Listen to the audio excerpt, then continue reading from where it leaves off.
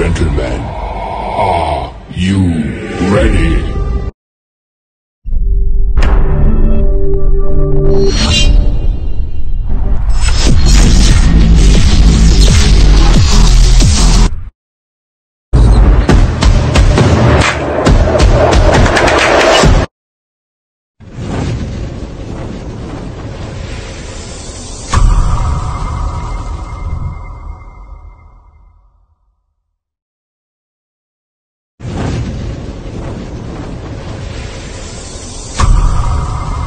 Assalamualaikum, nama saya Nur Azli binti Ma'asri. Saya berusia 21 tahun. Saya berasal dari Bacok, Kelantan.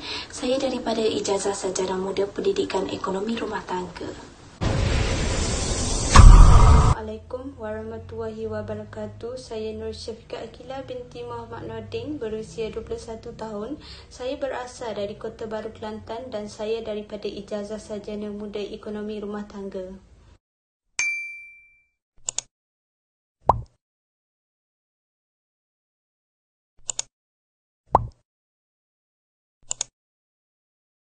Assalamualaikum dan salam sejahtera.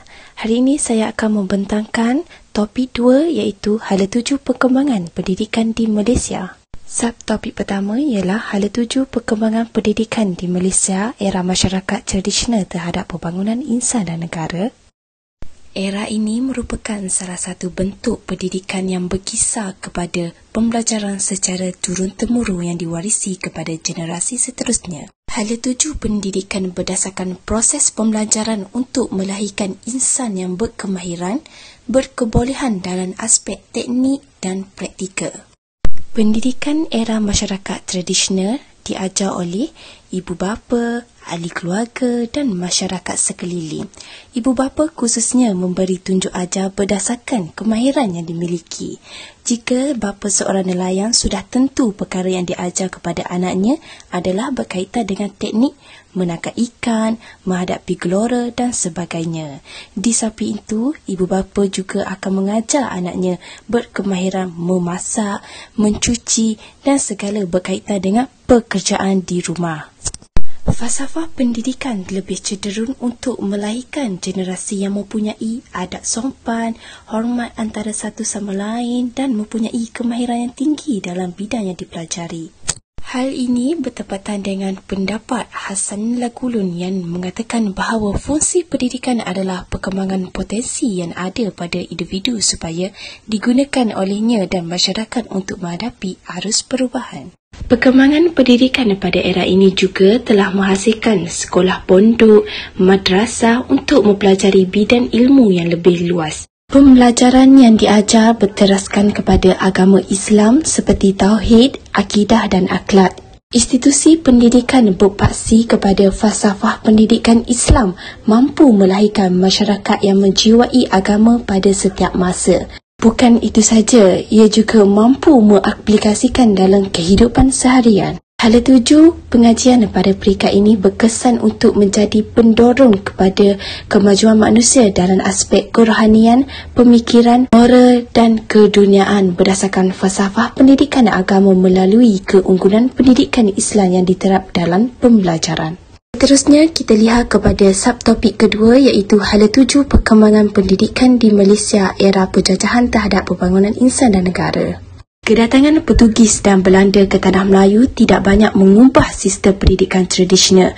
Perubahan yang amat ketara berlaku apabila Inggeris mula menguasai tanah-tanah Melayu. Pada zaman penjajahan Inggeris, terdapat 5 jenis pendidikan yang berbeza dan masing-masing menorientasikan keperluan identiti masing-masing. Yang pertama ialah penubuhan sekolah Inggeris. Sekolah Inggeris ditubuhkan berteraskan falsafah untuk memperkembangkan agama Kristian dan menyebarkan ideologi penjajahan Inggeris. Hala 7 pendidikan Inggeris pada masa ini adalah untuk melatih tenaga kerja seperti kerani dan juruteknik bagi jabatan kerajaan. Yang kedua ialah sekolah Melayu. Sekolah aliran Melayu ditubuhkan oleh pihak penjajah menekankan kepada kurikulum asas, iaitu pelajaran membaca, mengarang, ejaan, menulis, ilmu kira-kira, ilmu alam dan latihan jasmani. Bentuk kemahiran asas yang diajar pula ialah perkebunan dan peternakan. Falsafah pendidikan berbentuk kemahiran sengaja disalurkan mengikut dasar untuk mengekalkan masyarakat Melayu sebagai kaum tani. Hala 7 pendidikan semasa zaman penjajahan Inggeris bertujuan menyekap peluang orang Melayu untuk mengembangkan bakat mereka dan memisahkan mereka daripada perkembangan sosial ekonomi negara. Keadaan ini telah membentukkan keadaan sosial yang tidak seimbang di Malaysia apabila negara mencapai kemerdekaan. Yang ketiga ialah sekolah vernakular Tamil.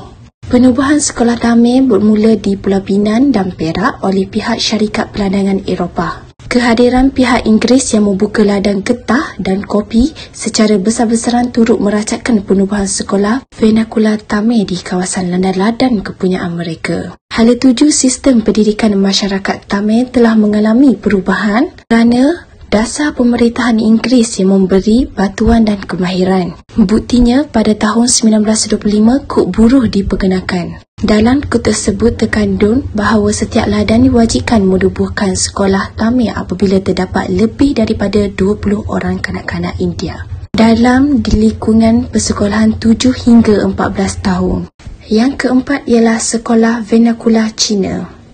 Kebanyakan sekolah Cina yang ditubuhkan secara persendirian menggunakan premis perniagaan, rumah kediaman, bangunan tokon yang disumban oleh orang perseorangan atau persatuan yang mewakili suku kaum Cina. Kewujudan sekolah Cina disebabkan kesedaran masyarakat Cina tentang kepentingan pendidikan dan kaedah pendidikan yang diguna. Hala 7 pendidikan lebih cenderung untuk meningkatkan kemahiran penguasaan dalam bidang matematik, sains dan sebagainya. Pada keseluruhan, pendidikan di zaman penjajahan Inggeris ialah bersifat bebas kerana terdapat 5 jenis pendidikan yang berbeza. Seterusnya akan diteruskan dengan subtopik yang ketiga iaitu analisis hala 7 perkembangan pendidikan di Malaysia pada era pasca merdeka terhadap pembangunan insan dan negara. Pertama iaitu laporan Rahman Talib pada tahun 1960 iaitu bertujuan untuk memperkukuhkan lagi saranan pada penyata Razak. Terdapat pelbagai aspek penting dalam laporan tersebut, iaitu pertama, menjadi titik permulaan ke arah pelaksanaan bahasa Melayu sebagai bahasa penghantar utama. Mewujudkan sistem peperiksaan persekolahan yang sama walaupun berlainan bahasa di peringkat rendah, menengah dan menengah atas.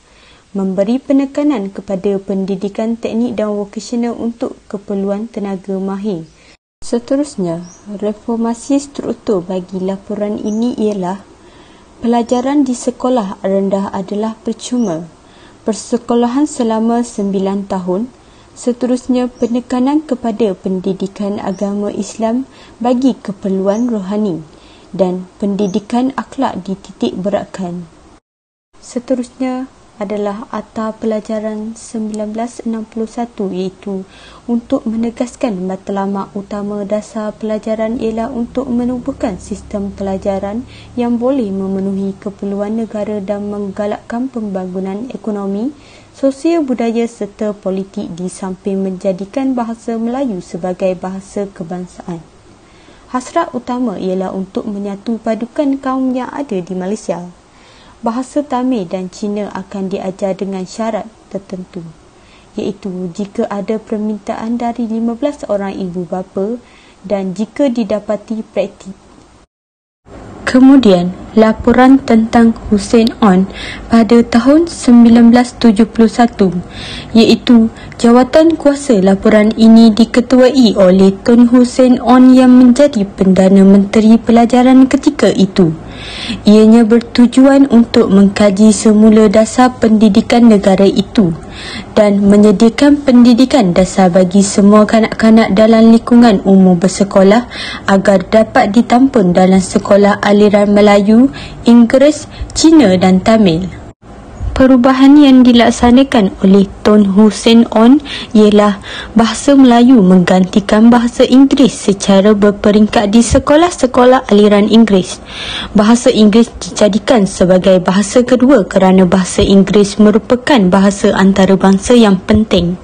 Seterusnya, bahasa Inggeris diwajibkan di semua sekolah kerana kepentingannya di peringkat tinggi.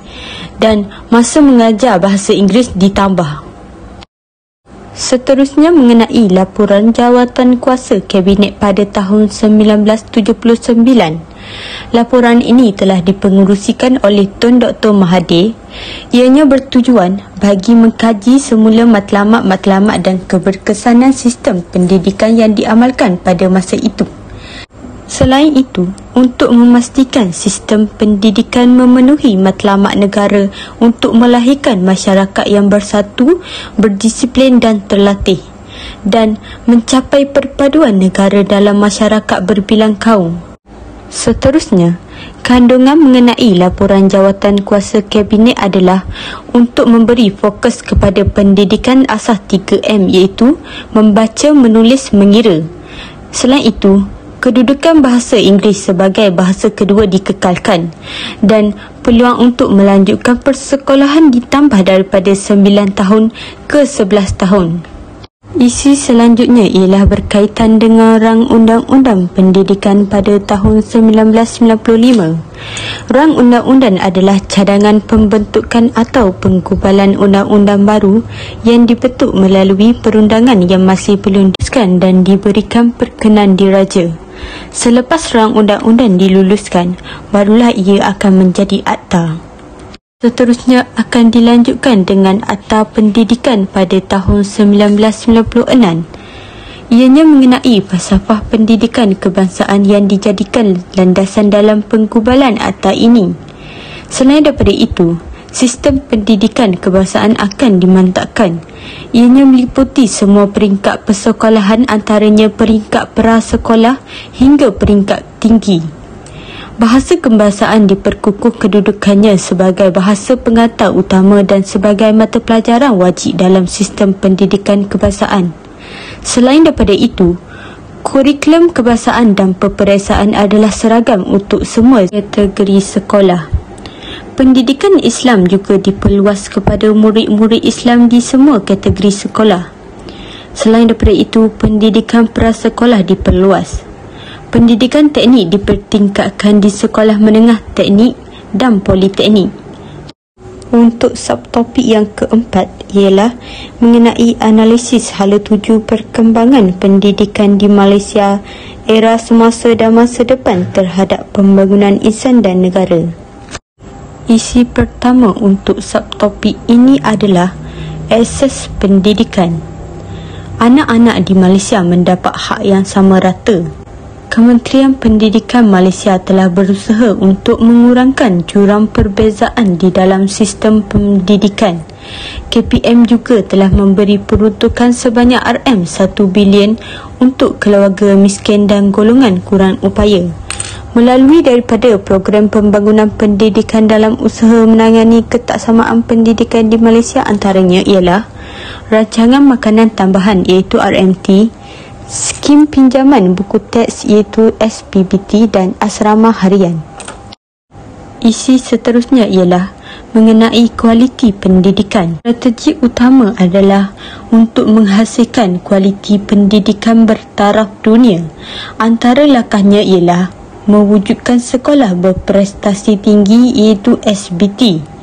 Begitu juga dengan penggradaan universiti sebagai langkah positif dan menunjukkan komitmen kerajaan untuk meningkatkan kualiti pendidikan tinggi selaras dengan wawasan pendidikan bertaraf dunia. Seterusnya ialah mengenai perpaduan. Perpaduan menghargai nilai budaya dan pengalaman dari pelbagai kaum dan etnik dapat diterapkan kepada pelajar. Selain daripada itu, pendidikan menjadi alat untuk membentuk perpaduan kaum. Langkah yang diambil oleh kerajaan untuk mengeratkan perpaduan antara kaum adalah penggunaan bahasa kebangsaan sebagai bahasa penghantar.